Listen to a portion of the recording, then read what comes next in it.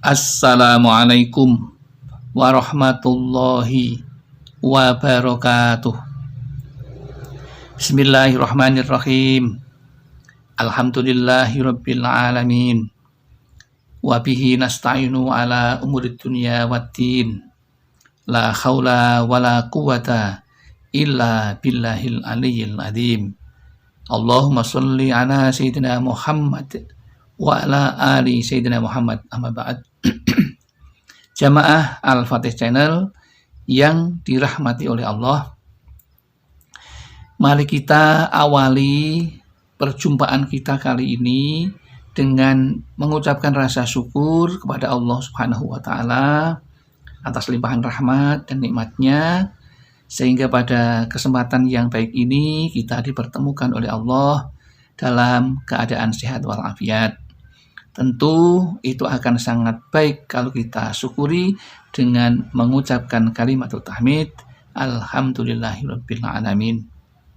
Tidak lupa sholawat dan salam semoga tercurah keharibaan baginda Rasulullah Shallallahu Alaihi Wasallam, Nabi yang kita rindukan, syafaatul uzmanya ketika kita di dunia dan di akhirat nanti. Selanjutnya ingin kami berbagi kepada saudara-saudaraku tentang ilmu yang kali ini dengan judul amalan mudah dan sederhana yang akan membuatmu lapang rezeki, berkah, dan cepat hidup kaya. Lalu, apakah sandaran dari judul tadi? Apakah ada amalan yang mudah dan sederhana yang akan membuat kelapangan rezeki?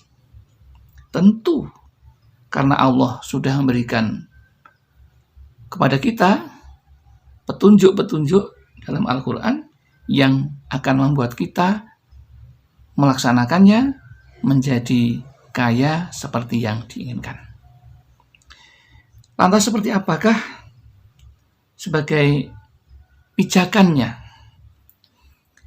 Disebutkan di dalam kitab Tanbihul Ghafilin bahwa barang siapa melanggengkannya 5 perkara atau 5 hal yang mudah dan sederhana, maka akan bertambah-tambah kebaikannya seperti gunung besar dan akan dilapangkan rezekinya. Lalu pertanyaannya, apakah amalan mudah dan sederhana yang dapat membantu membuat lapang rezeki, hidup berkah, dan cepat hidup kaya? Ada 5 hal. Yang pertama adalah selalu bersedekah. Maka anjuran yang pertama oleh Allah kita untuk selalu bersedekah.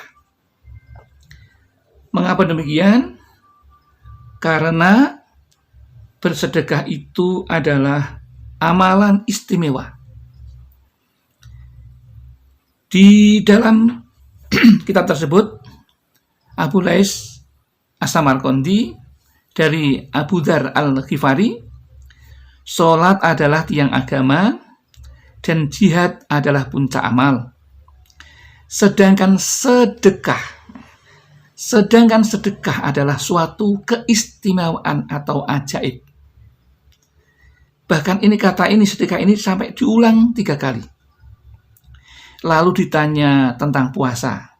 Jawabnya, alat pendekat kepada Allah. Jadi puasa alat pendekat kepada Allah. Terus tidak ada keistimewaannya. Lalu, sedekah manakah yang paling utama? Jawabnya, yang terbanyak dan dibacakan pula ayat. Kamu tidak akan mencapai bakti sempurna sebelum membelanjakan setengah harta yang kau cintai. Di situ disampaikan seperti itu. Dan jika tidak punya harta maksudnya, kok mau bersedekah? Apakah bisa? Jawabnya, kelebihan harta jika tidak punya, Ya, membantu dengan tenaga. Ternyata membantu dengan tenaga kepada orang lain itu sudah termasuk sedekah. Jika tidak kuat membantu orang lain, jawabnya memelihara diri dari api neraka.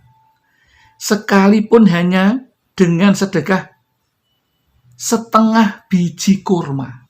Kurma yang kecil itu, kalau kita punya, separuhnya diberikan orang lain, itu sudah termasuk sedekah. Kemudian, jika kurma juga nggak punya, lantas bagaimana? Jawabnya, tahan dirimu atau tidak sampai menyakiti orang lain. Jadi kita menahan diri kita untuk tidak menyakiti orang lain dengan lidah kita, itu sudah termasuk sedekah. Maka lakukanlah itu kalau ingin hidup dengan rezeki yang lapang, berkah, dan ingin cepat hidup kaya. Yang pertama. Kemudian yang kedua. Yang kedua adalah silaturahim kepada keluarga atau familinya. Ini ternyata seperti itu akan melampangkan rezeki kita. Mengapa demikian? Ini dari Abu Ayyub radhiyallahu anhu, katanya seorang dusun menghentikan perjalanan Nabi. Ketika Nabi sedang berjalan, katanya, "Ya Rasulullah, terangkan pekerjaan yang dapat mengantarkan aku ke surga dan menyelamatkan aku dari siksa neraka." Jawab beliau, "Ada 4 perkara. 1, kamu menyembah Allah dan tidak menyekutukannya. Yang kedua, apa? Yang kedua adalah melakukan sholat sehari semalam. Dan yang ketiga, mengeluarkan zakat fitrah atau harta. Yang keempat adalah silaturahim." Di sini, resep yang ketiga untuk bisa kaya itu yaitu dengan silaturahim. Yang ketiga yaitu menegakkan Islam, artinya menjalankan sholat 5 waktu. Itu sederhana, tetapi itu berpengaruh betul pada kelapangan rezeki seseorang. Kemudian yang keempat, untuk bisa lapang rezeki kita, yaitu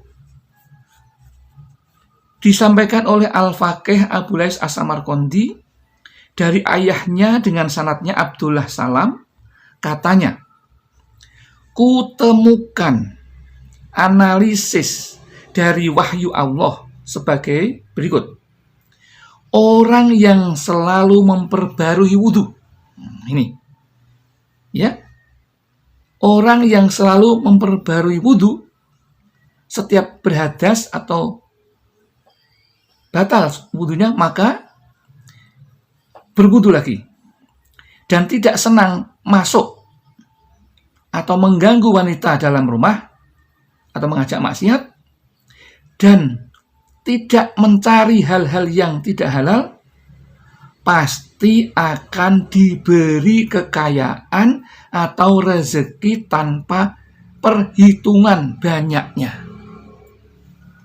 Itu yang sudah dianalisis dari Abu Lais As-Samarqandi, bahwa orang yang mendawamkan wudhu atau bersuci, maka dia akan diberikan rezeki, kekayaan tanpa perhitungan banyaknya. Itu.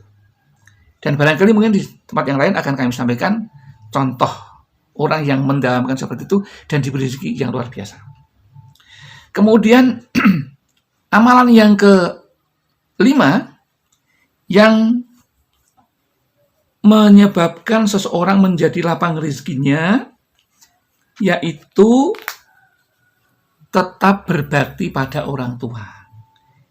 Jadi orang yang berbakti kepada orang tua itu secara otomatis dia akan mendapatkan ridho dari orang tuanya. Ya.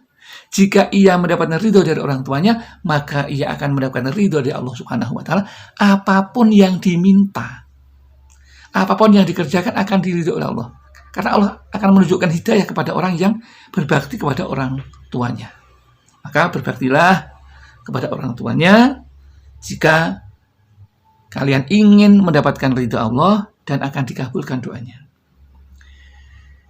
Allah sudah menekankan di dalam semua kitabnya, yaitu dari kitab Taurat, Injil, Zabur, dan Al-Furqan atau Al-Quran, telah disampaikan kepada para nabi bahwa ridho Allah itu bergantung ridho kedua orang tuanya. Jadi nih, orang yang sedang berdoa dengan sungguh-sungguh taat kepada Allah, tapi kalau tidak mendapatkan ridho orang tua, maka apa? Tidak akan diridhoi oleh Allah. Karena Allah akan marah jika seorang yang taat kepada Allah tapi tidak mendapatkan ridho dari orang tuanya atau membuat orang tua marah, maka Allah juga akan marah. Maka berhati-hatilah bahwa hal yang demikian ini, marahnya Allah bergantung juga kepada kemarahan kedua orang tua. Maka hati-hatilah dengan orang tua, jaga perasaan orang tua, dan penuhi kewajiban-kewajiban kita sebagai anak kepada orang tua yang sudah pernah kami share di video Al-Fatih, bahwa seorang anak itu mempunyai 10 kewajiban yang harus ditunaikan kepada orang tua jika ingin mendapatkan ridho Allah dan dikabulkan doanya. Demikian yang dapat kami sampaikan, mudah-mudahan ini ada manfaatnya, yang sederhana, tetapi ini resep untuk menjadi orang yang lapang rezekinya oleh Allah, diberikan hidup yang berkah, dan cepat bisa hidup kaya. Alhamdulillah. Apa yang kami sampaikan, barangkali ada kesalahan, mudah-mudahan Allah mengampuninya, dan kami menyadari betul bahwa kami orang yang fakir akan ilmu, tempatnya salah serta lupa, sehingga mudah-mudahan Allah memaafkannya, dan barangkali ada yang benar yang kami sampaikan, itu semua hanya milik Allah Subhanahu wa Ta'ala. Alhamdulillah, akhirul kalam, billahi taufiq wal hidayah wal inayah wal barakah. Wassalamualaikum warahmatullahi wabarakatuh.